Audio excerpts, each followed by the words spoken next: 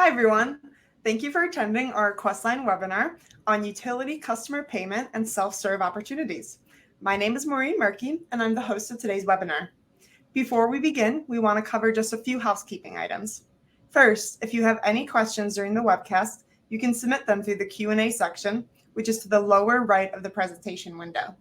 We will try to answer all questions during the webcast, but if a more in-depth answer is needed or we run out of time, they will be answered later via email. Some networks may cause slides to advance more slowly than others, so logging off of your VPN is recommended. If your slides do fall behind, pushing F5 on your keyboard will refresh the page. If you experience any other disruptions during the broadcast, please use the Q&A widget for any technical questions.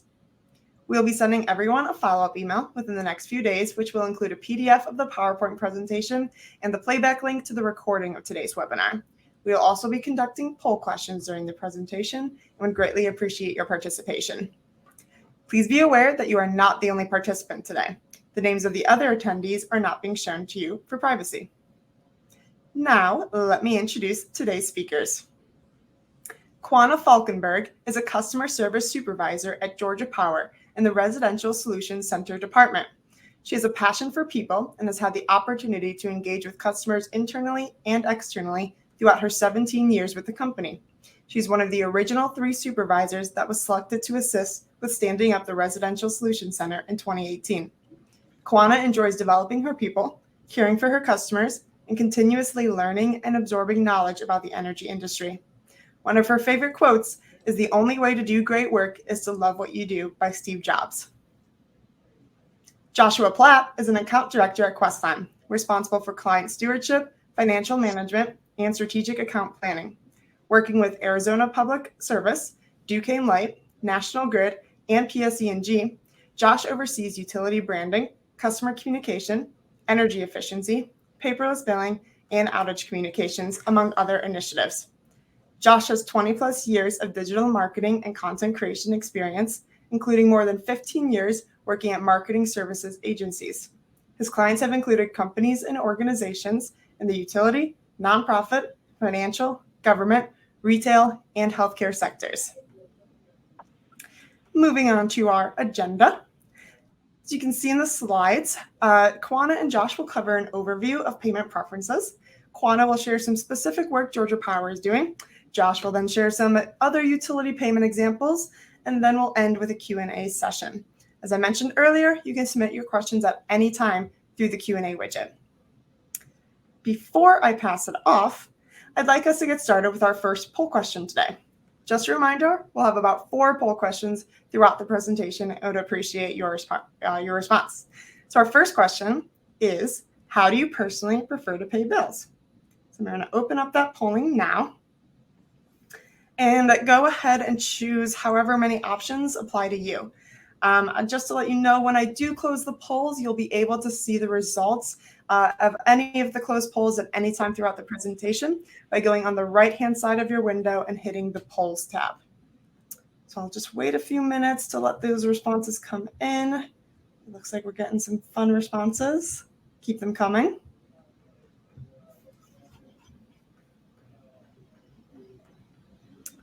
All right, going to give it just another second here, see if anybody else wants to send in. Oh, big jump here. This is fun. This is fun. All right, I'm going to go ahead and close this poll. It looks like, let's see, let's go back to the poll. So it looks like a majority of you like to pay with credit cards, so that's great to see. The second majority is other, so I'm going to go ahead and open a second kind of poll here that says other. So if you did mark other as your option, please go ahead and specify in that box which way you prefer to pay. I'll wait for those to come in just another second here, and then we'll get going to Qwana and Josh.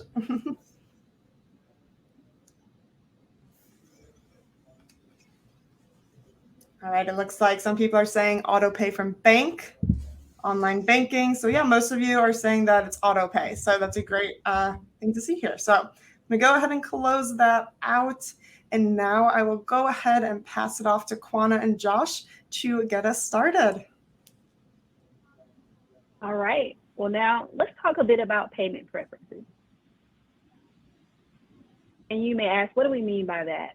And as Maureen just stated, that a good bit of people advised what their payment preferences were based off of the poll. Well, simply put, it's just our preferred method of how we make our payments that fit our needs. And as Qwana mentioned, there's numerous ways to define payment preferences. So why do we care about payment options? Why do we devote an hour-long webinar to the topic? Well, simply put, we care about payment options because your customers care about payment options. In fact, according to research from Fiserv, 69% of customers said multiple bill payment options would have a positive effect on their satisfaction. So simply put, if you're concerned about your J.D. Power CSAT scores, your utility should be offering a variety of payment options.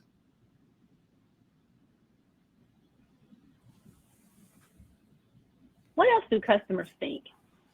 Well, I would say that consumers feel strongly about their payment options. Based on the research shown, 57% of U.S. consumers made their payments via electronic methods. Only 25% of the time were traditional payment methods used, such as cash, checks, and/or money orders. And as you can see, there was a significant increase in mobile wallet payments during the pandemic. So this speaks volumes on what customers are looking for when it comes to making their payments. Payment preference evolution is definitely on the rise. Yeah, as Qwana mentioned, customer preferences for payment options have evolved over the last few years, just as the technology for making payments has changed. In 2018, customers' top payment preferences were automatic payment, online payment through the utility website, and believe it or not, snail mail. In 2022, customers' top preferences are to make payments through a website or a portal, in my case, through my bank's website, or via cell phone payment apps, including text to pay and other apps on their phones. Have you ever asked yourself, are there generational differences when it comes to payment methods? Well, as we can see here, age at times will dictate payment preferences. Potentially the 25% of cash, checks, and money order payments from slide 9 could be baby boomers. And as we move further down the list, we see that electronic payments come into play with Gen X and millennials, but also this is where we start to see digital methods arrive on the scene and further evolve in our present day options. Income also impacts customer payment preferences. The most common payment method for all incomes is autopay or through a provider's website. As income increases, the use of autopay also increases.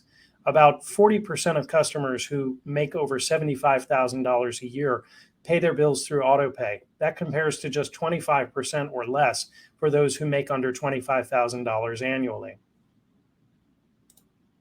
And perhaps unsurprisingly, lower income customers are more likely to pay their bills through walk-in centers, phone, and mail, although with the cost of postage going up again this year, that may be changing.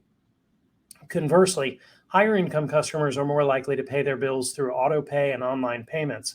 The former because they're more likely to have money available to make set it and forget it payments, and the latter because they may have more reliable technology access and be more generally tech savvy.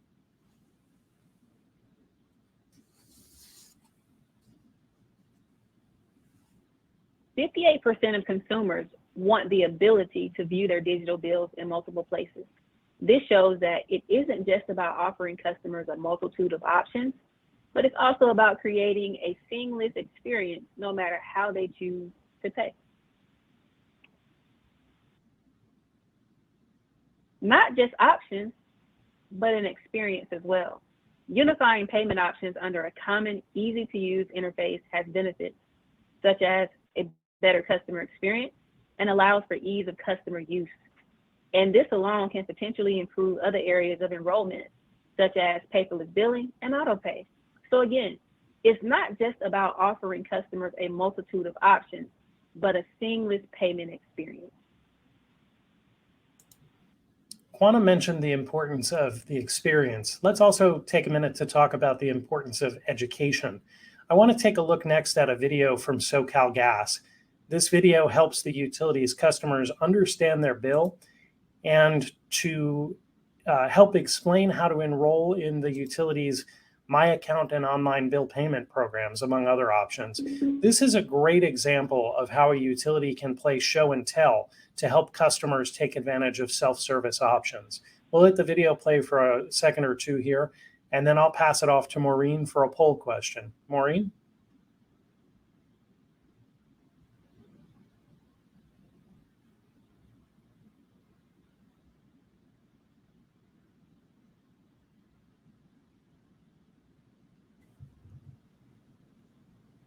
Hey there again. I'm just trying to get this video working. Let me see if I can get it up here.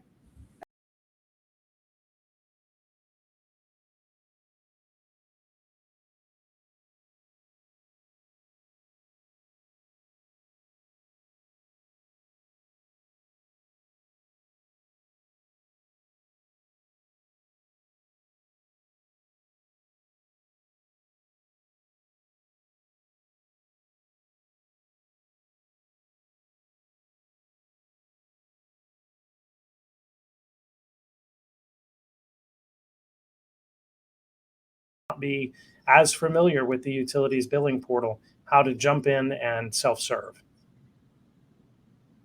And with that, Maureen, let's turn to the poll question. Perfect. Thank you so much, Josh. Awesome. So yes, we have our second poll question up now.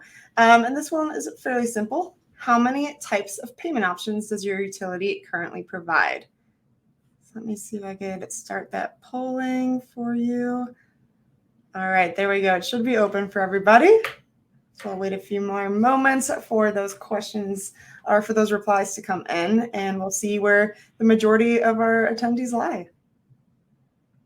So again, the question is, how many types of payment options does your utility currently provide? So we have 1 to 2, 3 to 4, 5 to 6, 7 to 8. A lot of responses coming in. I'll give it another second here.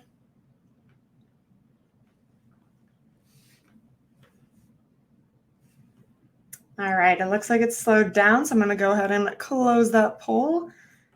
And let's check out the responses. So it looks like the majority of you in attendance have 3 to 4 payment options for your customers, but it's a close second with 5 to 6. So I think that's really great to see, and I think that's going to lend its way to our discussion today. So with that, Qwana, I will pass it off to you to discuss more about Georgia Power and your experience and examples.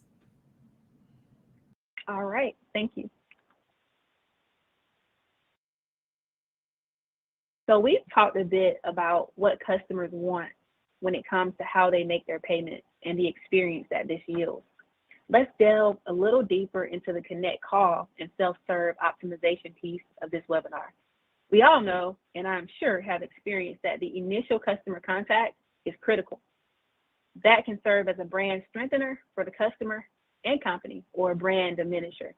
And I'm sure we all would prefer this to be an exceptional customer experience. So at this time, we will talk a bit about how the connect call can be the highlight of a customer's first contact with any organization.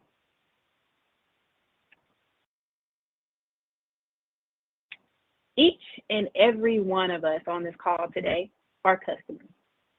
As we engage with agents from the companies that we do business with, we want to know that we are speaking with someone who is knowledgeable and can assist, as well as educate us on our options. As customers, we are all busy people, and time is of the essence. Research shows that 35% of consumers rate an agent's lack of knowledge as a poor customer experience. And the majority of customers agree that their time being valued is imperative to a good customer experience.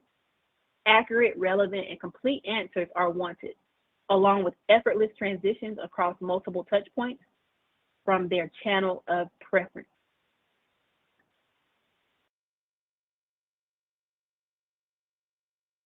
So, how do we accomplish this at Georgia Power? Well, in 2018, we stood up a team focused primarily on the connect call type. And this involved integrating educational awareness of customer options consistently on every call, while fundamentally understanding the customer's request, solving the customer's request, and anticipating future needs with self-serve options are a part of this process. Now, Residential Solution Center, that's who we are. That is the segmented team that actually focuses primarily on taking the connect call type. We handle over 250,000 plus connect calls per year. That is what we do. And the reason why we optimize these connect calls is we want to provide a customized solution that positively impacts the customer experience and growth. As we all know, it's not a one size fits all. So each customer may have their own unique needs, and we want to make sure that we're there to provide that for the customer. And right here, what we're seeing is the containment. So we are impacting the customer experience and growth with containment. So a part of setting this team up was our objective of containing at least 85% of the connect calls that come through our customer care center. And being able to contain at least 85% of those calls or more is always the objective. It allows us, again, to give the customers what they need when it comes to their energy management needs. And as you can see, over the course of the last full 4 years, we've done a really good job at maintaining that containment of 85% or better. Had a little bit of a dip in 2021, but overall, for the most part, we've done a great job of doing that with the calls that's coming through. Now, this is our call flow and of how we handle the initial customer contact. Understanding the customer's request is imperative. If we get this part wrong, then it impacts the customer experience and corrodes trust on the onset. And that's what we do not want. Then a resolution didn't occur for the customer, and this can create an undue callback. It goes back to knowledgeable agents and valuing our customers' time. So from an educational awareness standpoint, we want to ensure that we are allowing customers to enroll in options that will fit their unique energy needs. And there's no way that they can know what those options are if we do not educate our customers on those things when we have the initial contact with them when they call in to us. And so that is why this is a very important and imperative part of the process. And when it comes to self-serve options, it allows customers to manage their energy consumption in a way that fits their lifestyle. We have tools such as my power usage, paperless billing, payment options, and the list goes on and on. But simply put, this is us trying to anticipate our customers' needs and again, deliver on an exceptional customer experience. And we are a very customer-centric organization. And as you can see in the middle of this slide is the customer, because the customer is the center of everything that we do. And fundamentally, we have to understand the reason why they're calling in and ensure that we're resolving the initial request, and then everything else flows and follows behind that.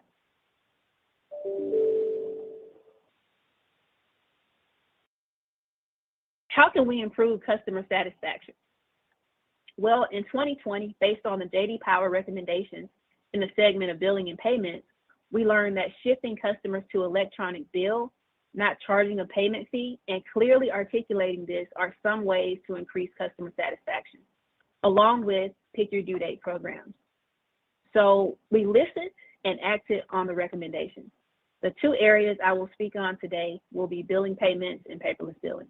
So let's start with billing payments.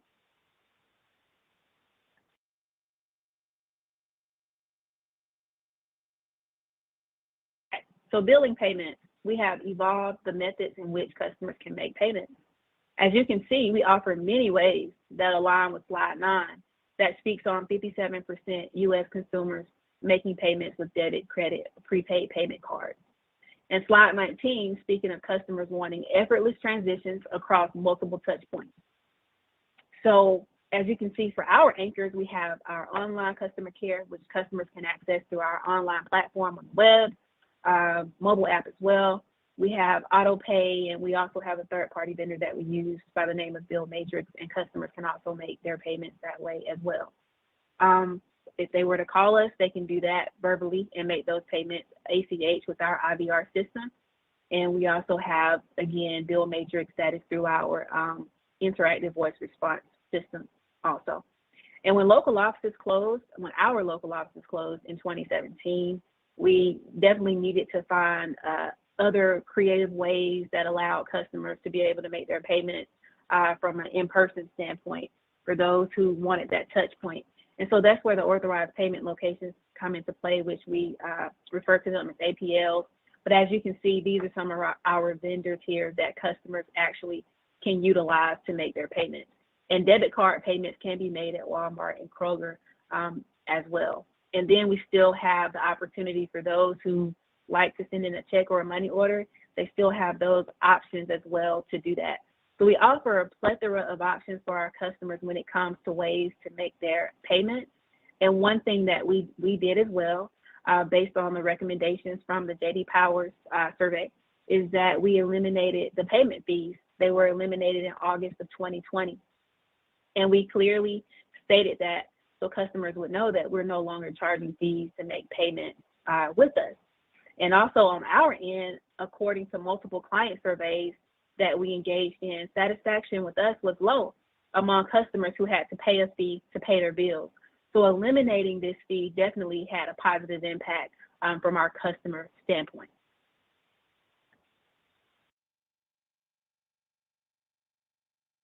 So what's next? Well, we are continuing to evolve the payment options for our customers, and we will be moving into the digital wallet space. And remember, slide 9 shared that mobile wallet payments increased from 900 million to 1.48 billion worldwide during the pandemic. Customers are telling us what they want, and as they continue to do this, we are listening while still anticipating their needs to further strengthen the relationship and deliver on our promise of exceptional customer experience. And along with the digital wallet, we also have auto pay, credit card, and then energy assistance portal where customers actually can make credit card payments on multiple accounts. So that's what's on the horizon for us. Well, when it comes to paperless billing, we actually engaged in a paperless billing auto enrollment pilot in September of 2020. Again, this was a part of the information we received from the J.D. Powers recommendation, and we targeted a particular customer base, customers who were already enrolled in auto pay, but not enrolled in e-bill. And if you remember back on the slide 23, which was the J.D. Powers recommendation, it mentioned that Chartwell's 2018 residential survey found that 77% of customers were okay with or neutral towards auto enrollment and paperless billing. And even though we couldn't do the entire group of auto pay customers, we still had to have parameters associated with the pilot.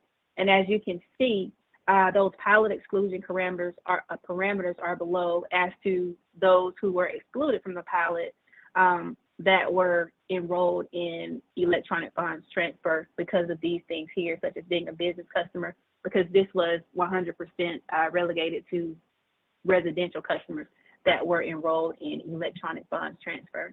Also a part of the exclusion were customers who were ineligible or who enrolled from paperless billing within the last 12 months, because what we wanted was customers who had the propensity to actually stay within the program.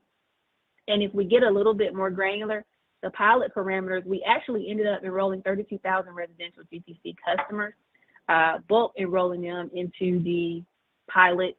And again, these customers were already enrolled in electronic funds transfer. And as you can see, based on our calculations, these were the savings that we could assume from enrolling those customers. And when you look at it, even from an annual standpoint, that's significant. And then when you start to look at it from a long-term standpoint, it definitely has benefits from a customer standpoint, but also from a business standpoint as well. The impacts are positive and significant. The bulk enrollment of EFT customers in paperless billing, it was completed in September of 2021. But what I will tell you is, as of November of 2021, 90% of the 32,000 residential customers that were auto-enrolled were still enrolled as of November of 2021. And right now, when you look at paperless penetration for us through May 16th, our paperless penetration percentage is 64.36%, and this right here is very significant. So overall, our objective is to create an ease of customer effort. We do this by looking for a targeted group of customers that have the propensity to enroll and stay in the program.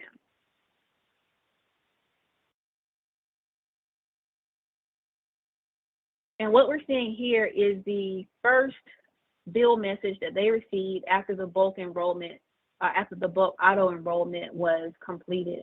And this was actually the first, the last physical bill that they received in September that included this bill message, advising that beginning next month, they would start to receive bill notifications to the email address associated with their account, and that these notifications will replace their paper bill mail each month. The insert also advised that the customer's bill would continue to draft automatically, but they would just start receiving their bill via email. So the messaging was clear and concise, making this a great example of ease of customer effort and us being easy to do business with.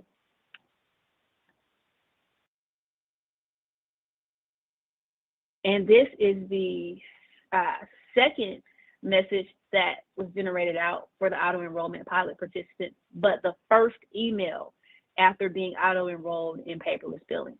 So all of this truly created three things. These customers had the propensity to stay in the program once auto enrolled, since they were already enrolled in auto pay.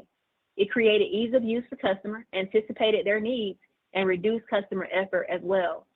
And we became that much easier to do business with. Maureen, I'll turn it over to you for poll number 3. Awesome. Thank you so much, Qwana. I love the detail you shared. I love seeing that Georgia Power is moving to digital wallet payments. I know I use that more and more often today, so that's great to see. So before I pass this off to Josh, let's do poll question number 3. So let me go ahead and start that for you. The question is, what is your utility's current enrollment rate for paperless billing? So we have our options 5 to 10%, 10 to 20%, 20 to 25, 25 to 35, or over 35%. Now, Qwana just talked about paperless billing. I know Josh is going to talk about paperless billing. So I think this will be really interesting to see where our attendees are at right now. So I'm going to let that go for a little bit here, and then I'll close it and we'll see what the results are.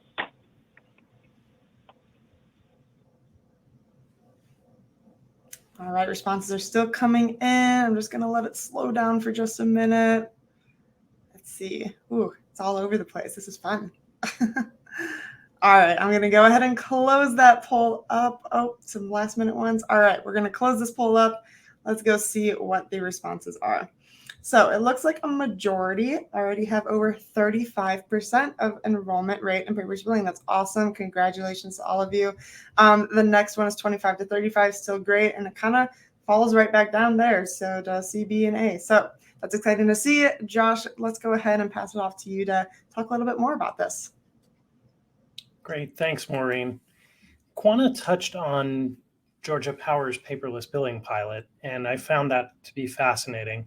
With that in mind, let's do a deeper dive on the topic. But before we do, first let's look at paperless billing by the numbers. According to U.S. Bank's Utilities and Telecom Consumer Payments Insight Report, interestingly, 66% of consumers receive bills by mail, but only 48% say they actually prefer to receive the bills in the mail. 26% of customers pay faster when they receive billing notifications by email, text, or mobile app. So if the speed of money matters to your utility's CFO, you ought to be doing billing notifications electronically.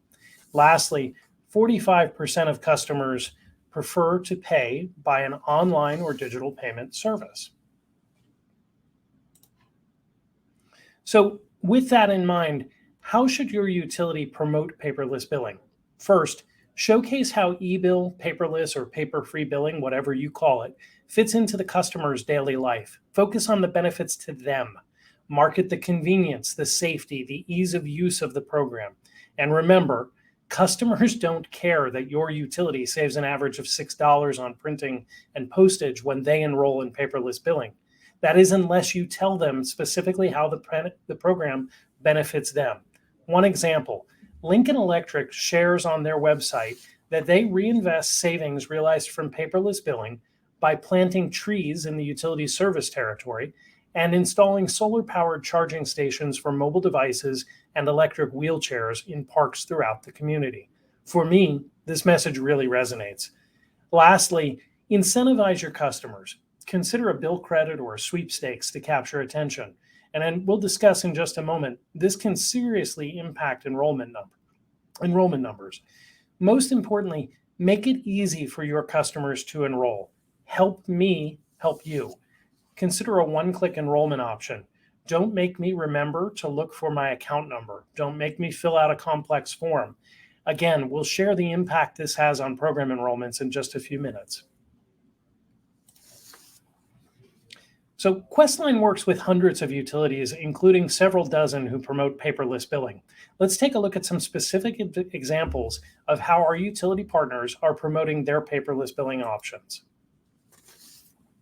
First up is an investor-owned utility that I work with. They're located in the Northeast. They've been promoting paperless billing since 2010, and approximately 40% of their customers are enrolled in paperless billing. Their Public Utility Commission will not allow any of the state's utilities to automatically enroll customers in paperless billing. Email is one of 10 different channels in which the utility promotes paperless billing. And the utility's email, which Questline led creative development for, uses a hero image, in this case a lifestyle image with a call to action mimicking a sticky note, offering a list of reasons to enroll in paperless billing. The copy discusses the benefits. This particular message was tied to Earth Day. It gives a nod to the eco-friendliness of the e-bill program without explicitly citing an environmental message. The benefits block allows customers who skim the email to quickly gain an understanding of program benefits. And the email has multiple calls to actions that drive customers to a one-click landing page that's featured on the right side. Customers' names and account numbers pre-populate when they click the email, and the landing page reinforces program benefits. What's not pictured here is the enrollment confirmation page. That directs customers back to the utility's My Account, My Alerts, and Auto Pay options. Next, let's look at examples from an investor-owned utility located in the Southeast. The utility has also been promoting paper-free billing, as they refer to it, for more than a decade. The email on the left is several years old now. It offers customers a guaranteed $5 gift card in exchange for enrolling in the paper-free program. Research shows, and Questline's experience validates this, that customers offered a nominal guaranteed incentive are more likely to respond than those offered a sweepstakes prize. In fact, if you can offer customers their choice of a guaranteed incentive, they'll do even more. More recently, this utility began moving customers over to paper-free billing. Instead of asking customers to opt in, the email example on the right tells customers they are being automatically moved to paper-free billing unless they opt out of the program. This is a pretty bold move, and one that many of my clients say their regulatory commissions won't allow. Surprisingly, though, this doesn't cause as much customer pushback as you might think. While about half the customers who receive the email do end up opting out of paperless billing, looking at it glass half full, that means about 50% still remain in the program. Let's turn next to Duquesne Light Company. Although DLC's customers have had an e-bill option since 2010, the utility only began using emails designed and deployed by Questline to promote the e-bill program in 2020. DLC has the ambitious goal of garnering 100% participation in their e-bill program. Again, 100%. And they've been busy these last few years pushing towards that KPI. Working with their data partner, DLC developed a series of e-bill personas. Most importantly, those customers who were not likely to take advantage of an e-bill. The utility uses a mix of standard messaging. You'll recognize the sticky note theme here, along with sweepstakes, including promotions offering the cash equivalent of 1 year's electric bill, a smart thermostat giveaway, and $5,000 and $10,000 cash prizes. DLC gets very strong performance from every email, but enrollments from sweepstakes vastly outperform standard offers. A one-click landing page environment has also proved successful for DLC, showing a 200% increase in enrollments for standard emails and a 300+% increase for enrollments with sweepstakes. And that compares to the landing page that required a login previously. Lastly, let's take a look at another Northeast investor-owned utilities multi-channel sweepstakes initiative that Questline helped to promote. The campaign included 10 $1,000 gift cards as prizes. Questline designed initial and behavioral emails, banner ads, social media assets, and bill inserts. By previously testing a variety of offers, the utility had identified what worked best for their target audience and successfully increased paperless billing enrollment by more than 50,000 customers. Reinforcing something I mentioned earlier, this utility found that paperless billing promotional emails with incentives had a 17% higher open rate and a 28% higher click-through rate than standard messaging. Let's pause here for another poll. Maureen? Thank you, Josh. We're going to give Josh a quick breather here to do our final poll question. So if you have not participated yet, now is your time to shine. So I'm going to open up that poll for you. So the question is, do you currently promote self-serve options to customers? So easy enough to answer. Yes, no, or maybe you're moving in that direction. So go ahead and reply with which one resonates with you, and we'll see what our responses tell us.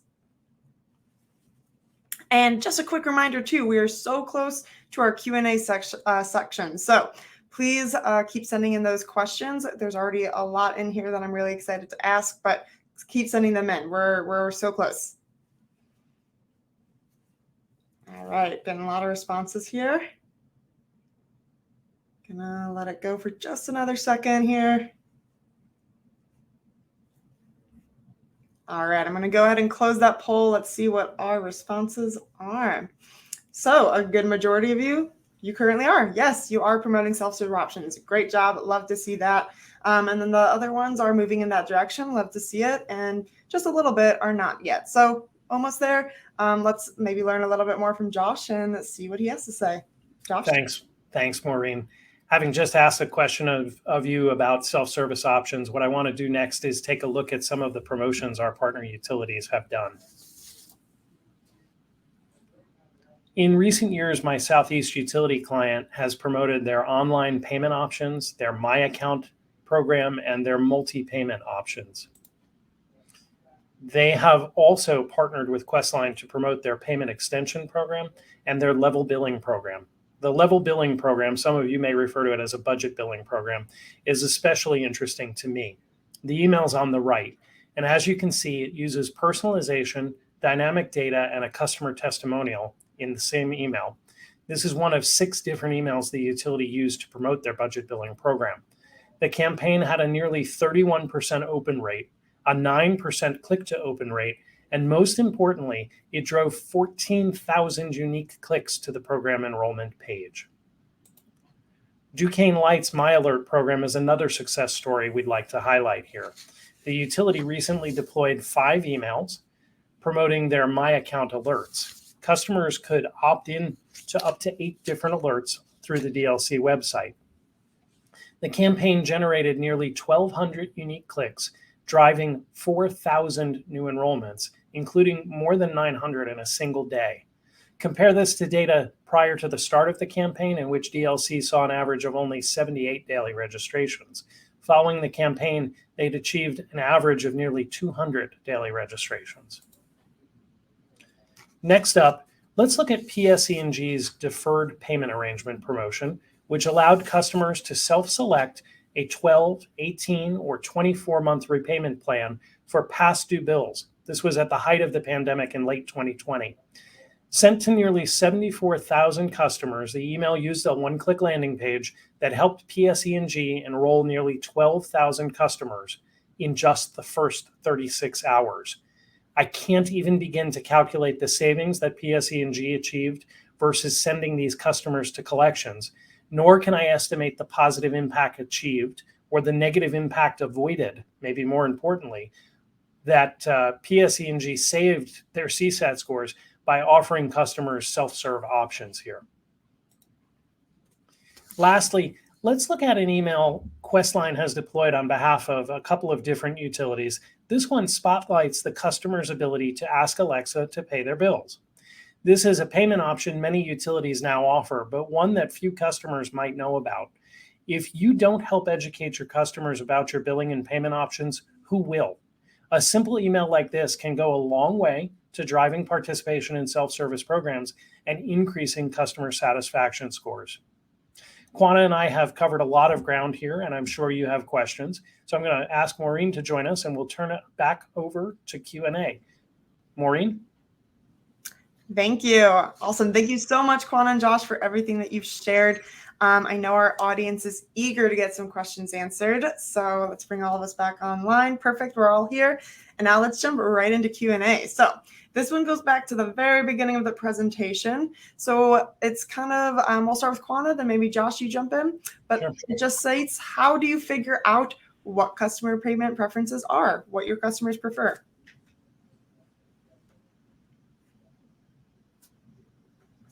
We do a lot of that, through survey reviewing and also administering surveys to customers through either active surveys or at the call surveys. And that gives us a lot of information there. And then also, as you know, through the J.D. Power survey and CDB. So we are able to analyze and get a lot of that. But we also have a customer experience department that we utilize heavily, and they are a great resource actually, to help us have customer focus groups and things of that nature to ensure, what our customers are asking for, needing, or wanting, that we're able to provide that. And that again goes back to trying to anticipate our customers' needs and ease of use and actually being easy to do business with. Yeah, I agree with Qwana. You can't fix a problem you're not aware of. If you're not asking the question, you're not getting answers. It's well worth doing surveys, whether you implement those through call center scripting, and when you're talking to customers on the phone, you're asking questions, whether you send out an email or do an app-based poll. Any number of solutions are available, but I think the key is asking your customers, what do they want? Perfect. Thank you both. All right, Qwana, we have a few in a row for you about your section here, so I'll start with the first one. So are all of your residential agents doing this, or is this a specialty group? I think that's referring to your customer call center and your trainings.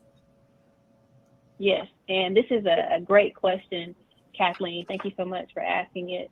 Yes, so we do have a larger pool of residential customers that focus on taking all other call types, which would be billing inquiries, collections, things of that nature. And as you heard me mention, that our objective is to contain 85% or more of the connect calls. That's during our hours of operation, which are 8 a.m. to 6 p.m. Monday through Friday. So if it's only 85% or better, then what happens to the other 10, 15%, give or take, of those calls? So our larger residential department, they assist. We have something called overflow. And so when all of our agents are busy and engaged with customers, and there may be customers holding from a connect call standpoint, it'll overflow into our larger residential section. But to answer your question specifically and directly, yes, we are a segmented group that focuses primarily on the connect call type. Great question. Perfect.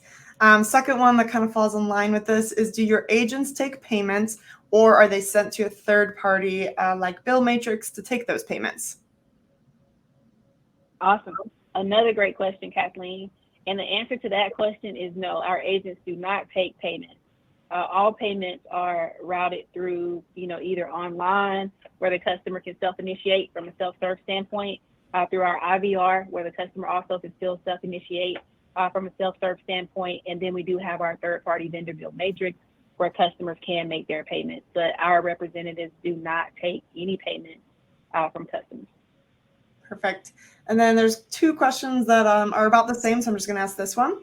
So Qwana, did your company absorb the payment fee, or is it socialized through your rates? We did absorb the fee. Perfect. Easy enough answer. All right, Josh, I'm going to pass this one off to you to start. Thomas says, we are seeing a 10% gap between residential and commercial customers regarding electronic payments. What are some ways to close this gap or promote commercial conversion to electronic payments?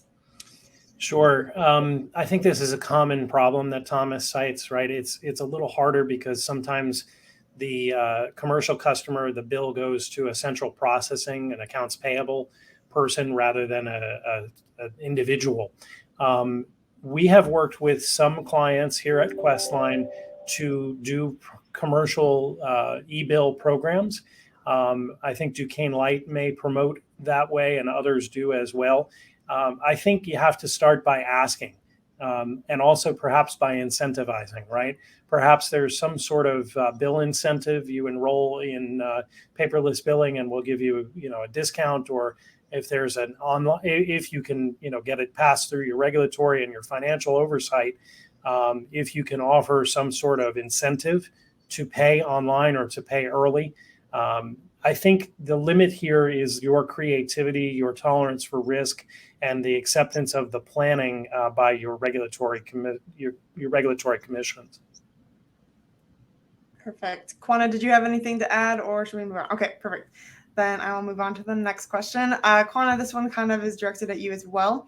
What kind of time frame does Georgia Power have in place to allow the digital wallet payments?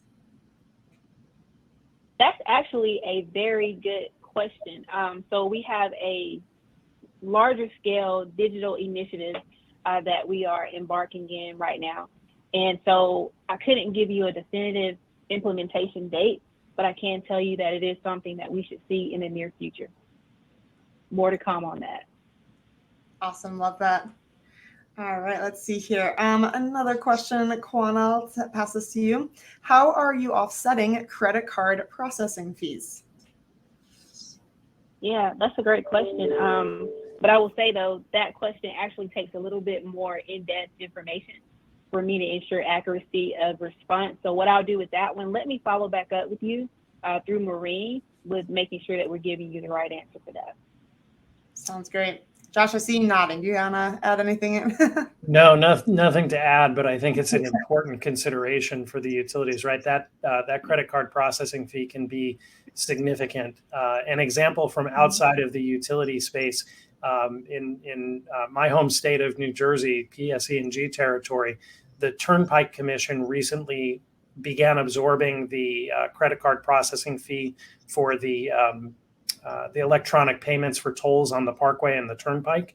It saves customers tens of millions of dollars, and it also increases participation. So the cost that the Turnpike Commission is absorbing is more than offset by the increase in participation in the program and the offset costs for lack of reduced staffing load, things like that. So even if you have to absorb that cost, it becomes a cost benefit analysis.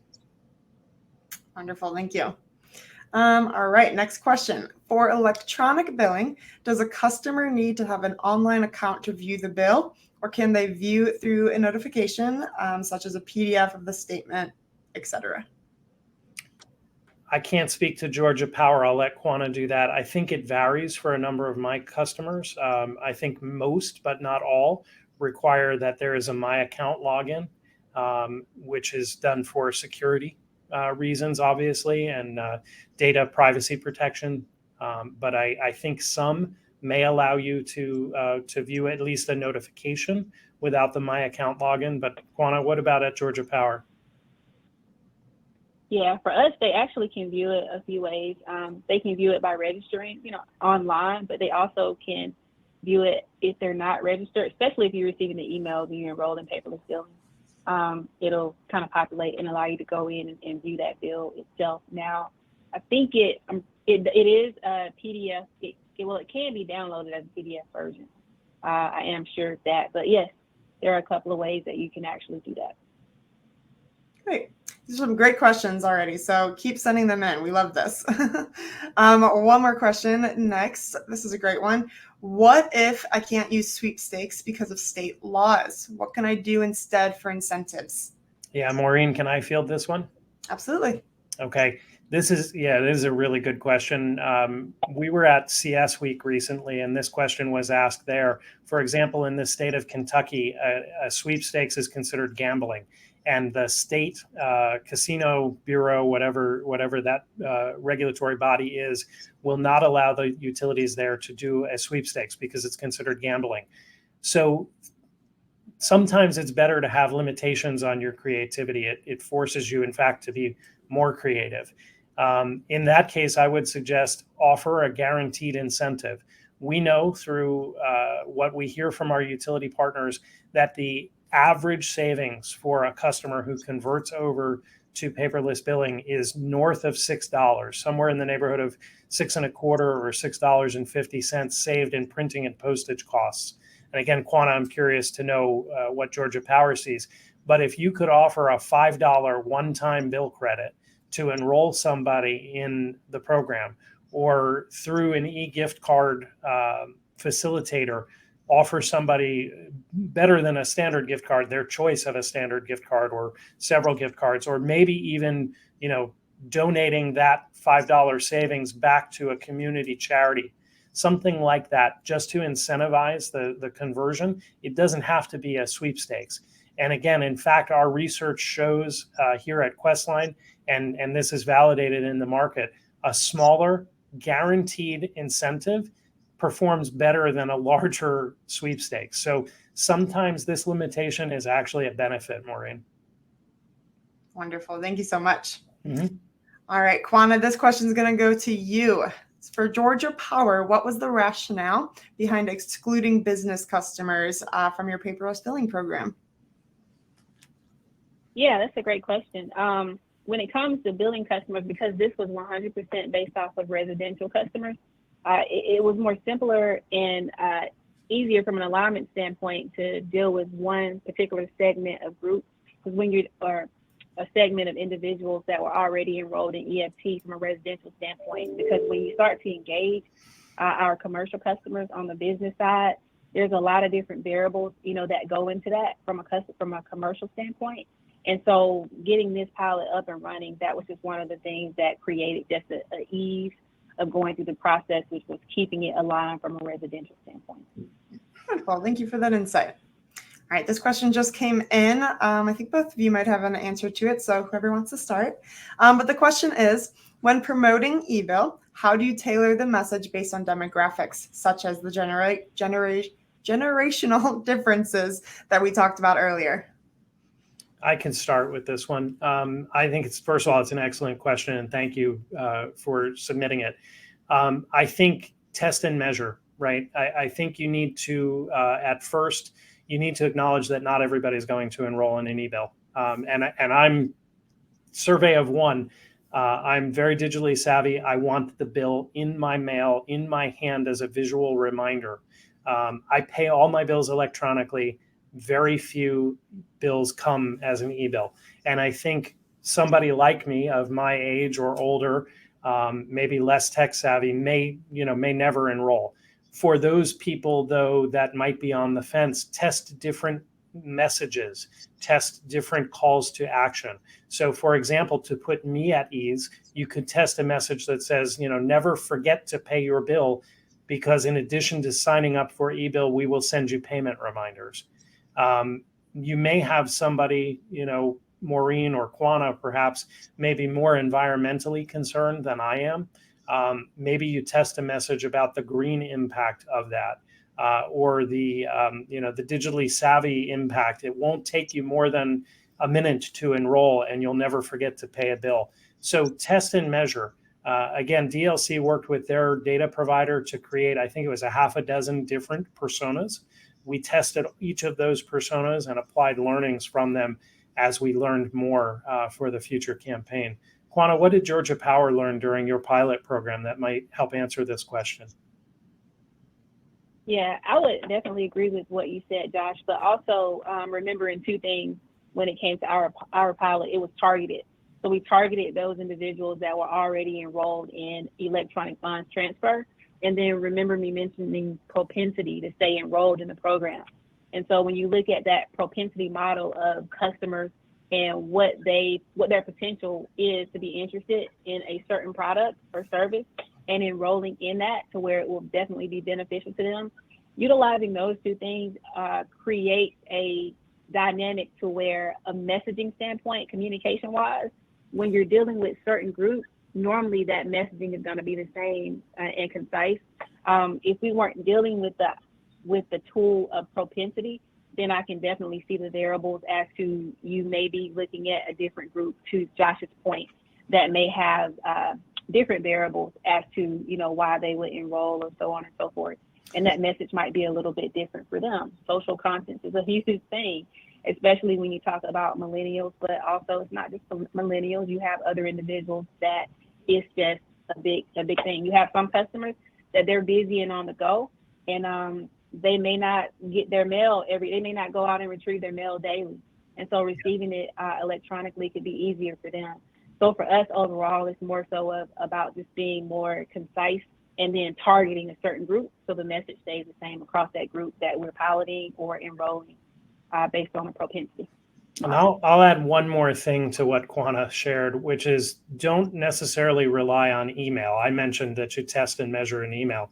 I have a college-age daughter and a high school-age daughter. They don't read email. If it isn't coming by text, they're not getting it at all. So consider a text message, an SMS message, pushed to your user's phone with the option to click to enroll in eBill by responding to a text, either by clicking to enroll or by responding, yes, I can update my pharmacy preferences and renew my prescriptions from my phone. I never have to pick up the phone. I never have to go into the pharmacy. Why can't I do that with my eBill? And for my daughters, that's not even a consideration. That's table stakes. Wonderful. Thank you so much. We have time for a few more questions. So, Qwana, which of your vendors allow debit card payments at Walmart and Kroger? Just some curiosity there. Yeah.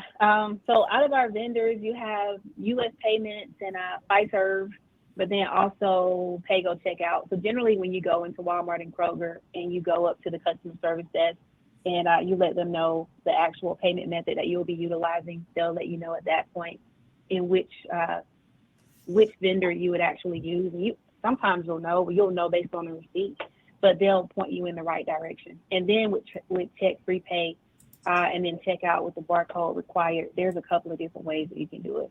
But again, when you go into Walmart and Kroger and go to the customer service desk, they will definitely be able to take the payment method that you have. Perfect. Thank you. All right, we'll do 2 more questions. First, when auto-enrolling the customers, did you already have an email address for them? And is that the email you use to send their bills? I think both of you could talk about this, but who wants to start? Qwana, why don't you go ahead and start? Definitely. Thanks, Josh. Yes. So when we did our auto-enrollment pilot, yes, the answer is the customers did have an email address on file. And that is the email address that we sent that we started sending their bills to and all of the notifications electronically.